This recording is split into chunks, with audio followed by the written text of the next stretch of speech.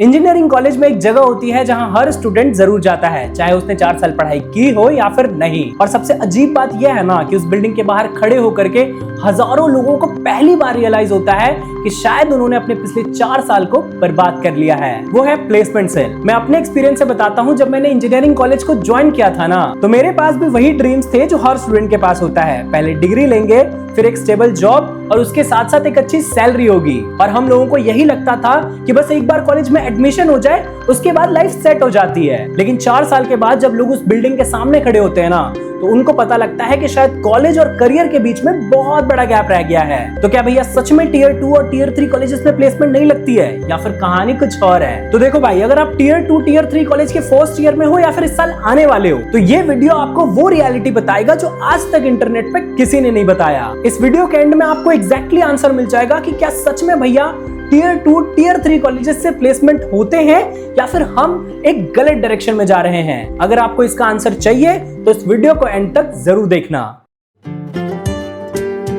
देखो भाई, जब हम स्कूल में होते हैं ना, तो हमें एक सिंपल फॉर्मूला सिखाया जाता है कि अच्छे मार्क्स लाओ तो अच्छा कॉलेज मिलेगा, अच्छा कॉलेज मिलेगा तो अच्छी प्लेसमेंट मिलेगी। और ऑनेस्टली हम सब इसी फॉर्मूला को बिलीव करते हुए बड़े हुए हैं। फर्स्ट क्लास से जब हम अच्छे नंबर लाते थे तो हमें सक्सेसफुल कहा जाता था, अगर हम गंदे नंबर लाते थे तो हमें एक फेलियर कहा जाता था। इसीलिए मैंने भी इसी फॉर्मूला को फॉलो किया। मैंने भी एंट्रेंस एग्जाम दिया, काउंसलिंग हुई, कॉलेज मिला, हॉस्टल अलॉट हुआ, पेरेंट्स घर चले गए और इंजीनियरिंग जर्नी स्टार्ट हो गई। उस वक्त सब कुछ बढ़िया लग रहा होता है, नए दोस्त मिल रहे होते हैं, नए नए कैंपस होता है, नई नई फ्रीडम होती है और एक फीलिंग होती है कि लाइफ फाइनली अब ट्रैक पे आ चुकी है। क्योंकि जब हम जेईई की प्रिपरेशन कर रहे होते हैं ना, तो कोचिंग वाले, हमारे फैमिली, हमारे फ्रेंड्स एक ही चीज कहते हैं कि भाई एक बार जेईई क्रैक कर लो, एक बार एक अच्छे कॉलेज में पहुंच जाओ, आपकी लाइफ सेट हो जाएगी। लेकिन धीरे धीरे मुझे ये रियलाइज हो रहा था कि कॉलेज में हमें इंजीनियरिंग सिखाई जा रही है, करियर नहीं। कॉलेज में उन्हें attendance, assignment, mid sem, and same सब में फंसा के रखा जाता है और 4 साल के बाद उन्हें बोल दिया जाता है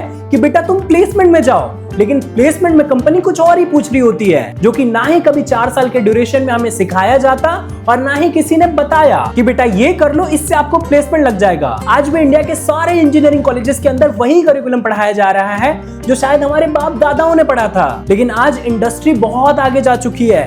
इंडस्ट्री में एआई, एमएल, डेटा साइंस, बहुत सारी चीजें आ गई हैं और आज के टाइम में कोई भी आपकी डिग्री देख के आपको हायर नहीं कर रहा होता, आपके स्किल्स देख करके आपको हायर कर रहा होता है, जो कि आज के टाइम में ना ही कोई टियर 2 और टियर 3 कॉलेजेस आपको पढ़ा रहे होते हैं। देखो, प्रॉब्लम इसमें बच्चों की भी है, क्योंकि इंजीनियरिंग में फेलियर कभी अचानक नहीं आता। हम हमेशा यही बोलते हैं कि अभी तो बहुत टाइम है, कोडिंग सेकंड ईयर में कर लेंगे, इंटर्नशिप थर्ड ईयर में देख लेंगे। और कई तो ऐसे बच्चे होते हैं जो फाइनल ईयर में आने के बाद भी उनके पास रिज्यूमे नहीं होता और ऐसे ही करते करते सेमेस्टर खत्म होते जाते हैं। फर्स्ट ईयर खत्म होता है, सेकंड ईयर खत्म होता है, थर्ड ईयर खत्म होता है, सब कुछ नॉर्मल लग रहा होता है, क्लासेस चल रही होती हैं, एग्जाम्स क्लियर हो रहे होते हैं, सीजीपीए भी ठीक ठाक आ रही होती है। इसी वजह से हमें प्रॉब्लम दिखाई नहीं देती, क्योंकि प्रॉब्लम ये नहीं है कि स्टूडेंट कुछ कर नहीं रहे हैं, प्रॉब्लम ये है कि उन्हें लग रहा होता है कि वो सही डायरेक्शन में जा रहे हैं। और फिर फाइनल ईयर आता है जहां पे एक्सक्यूजेस और रियलिटी दोनों टकरा जाते हैं और फिर उस 4 साल की रियलिटी हमें 4 मिनट में दिख जाती है। ऐसा ही एक दिन था, सुबह के 8 बज रहे थे और प्लेसमेंट सेल के बाहर भीड़ लगी हुई थी। सब फॉर्मल में थे, सबके हाथ में रिज्यूमे था, सबके चेहरे पर टेंशन दिख रही थी और सामने था बस एक नोटिस बोर्ड, उस पे कंपनी का नाम लिखा हुआ था, एलिजिबिलिटी क्राइटेरिया लिखा हुआ था और अवेलेबल पोजीशंस लिखी हुई थी। क्योंकि जब एक कंपनी आपके कॉलेज में आती है ना, तो 500 स्टूडेंट्स होते हैं, एक कंपनी होती है, उसमें 50 एलिजिबल होते हैं और लास्ट में जो 5 बचते हैं ना, कंपनी उन्हीं को सिलेक्ट करती है। मतलब उन 500 बच्चों में से सिर्फ 5 लोगों का सिलेक्शन होता है। मतलब आप मान के चलो कि सिर्फ 1% का सिलेक्शन, और वो भी उन लोगों का होता है जिनके पास एक्चुअल में स्किल्स होती हैं, जिन्होंने प्रोजेक्ट्स बनाए होते हैं, जिन्होंने इंटर्नशिप की होती है। उन लोगों का नहीं होता भाई, जो अटेंडेंस, सेमेस्टर के एग्जाम्स और इन सब में लगे रह जाते हैं और अपना पूरा का पूरा कॉलेज लाइफ बर्बाद कर लेते हैं। और एक इंटरेस्टिंग बात बताऊं, उन 500 बच्चों में से जिनके पास स्किल होता है ना, वो 50 बच्चे ही सिर्फ कॉलेज के बाद एक अच्छी प्लेसमेंट ले पाते हैं। बाकी के 450 बच्चे कहीं ना कहीं वो गवर्नमेंट एग्जाम्स की तैयारी करते हैं या फिर वो बेरोजगार रह जाते हैं। और मैं इसका जीता जागता एग्जाम्पल हूं, क्योंकि मैंने अपनी इंजीनियरिंग मैकेनिकल ब्रांच से की थी, लेकिन आज मैं कोई और ही काम कर रहा हूं। आज मैं मार्केटिंग में काम कर रहा हूं, जो कि मेरे स्किल्स के बेसिस पे मुझे मिला है।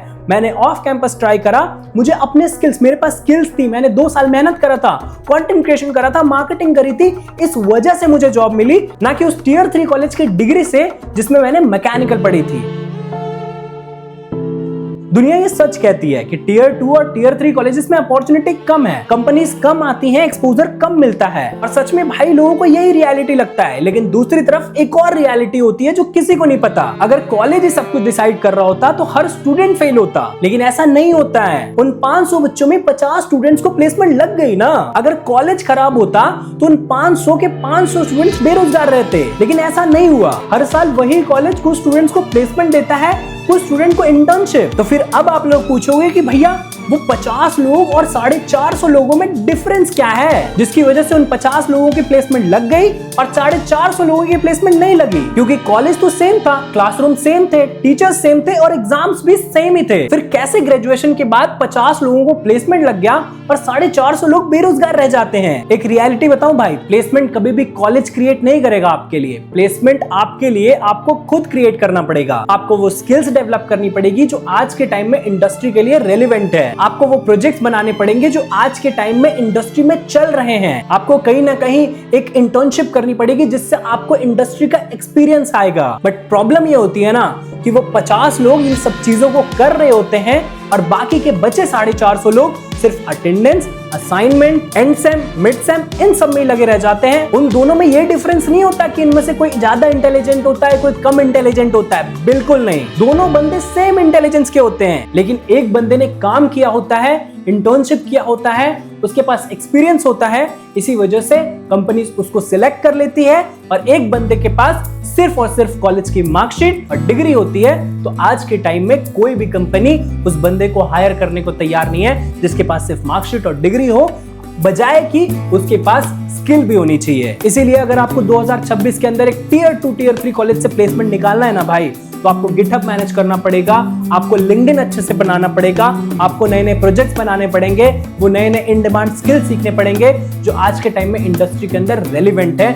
और जिनकी डिमांड एक्चुअली में इंडस्ट्री के अंदर आज के टाइम में बहुत ज्यादा है। और अगर आप वो स्टूडेंट हो जो सिर्फ सोच रहे हैं कि हम कॉलेज जाएंगे और हमारा प्लेसमेंट लग जाएगा 4 साल के बाद, तो ऐसे अंधेरे में मत रहना, इससे जितना जल्दी बाहर हो सके आ जाओ। और अगर आप अभी जा रहे हो ना, तो इन सब चीजों को ध्यान रख के एक टियर 2 टियर 3 कॉलेज के अंदर जाना। मैं एक रियल लाइफ एग्जांपल बताऊं, मेरे ही कॉलेज से, टियर 3 कॉलेज से 2 बच्चे ऐसे थे, मेरे सीनियर थे, जिन्होंने गूगल क्रैक किया था, वो भी 64 LPA का। और उन्हीं के बैच के कुछ ऐसे भी बच्चे थे जो बेरोजगार रह गए थे। तो उन दोनों में सिर्फ एक ही चीज का डिफरेंस था कि उन्होंने 4 साल मेहनत करी, इसलिए वो ऑफ कैंपस में गूगल क्रैक कर लिया उन्होंने, और ये 4 साल सिर्फ अटेंडेंस असाइनमेंट में लगे रह गए, इसलिए इनकी जिंदगी बर्बाद हो गई। इसलिए भाई मैं हमेशा यही कहता हूं कि आपका कॉलेज डायरेक्शन डिसाइड कर सकता है, डेस्टिनेशन कभी डिसाइड नहीं कर सकता। तो आई होप आपको ये पूरा टियर 2 टियर 3 कॉलेज का प्लेसमेंट सिनेरियो समझ आ गया होगा। अगर समझ आया है तो इस वीडियो को लाइक कर देना भाई, चैनल पे नए हो तो सब्सक्राइब कर दो। मिलता हूं अगले वीडियो में, तब तक के लिए बाय बाय।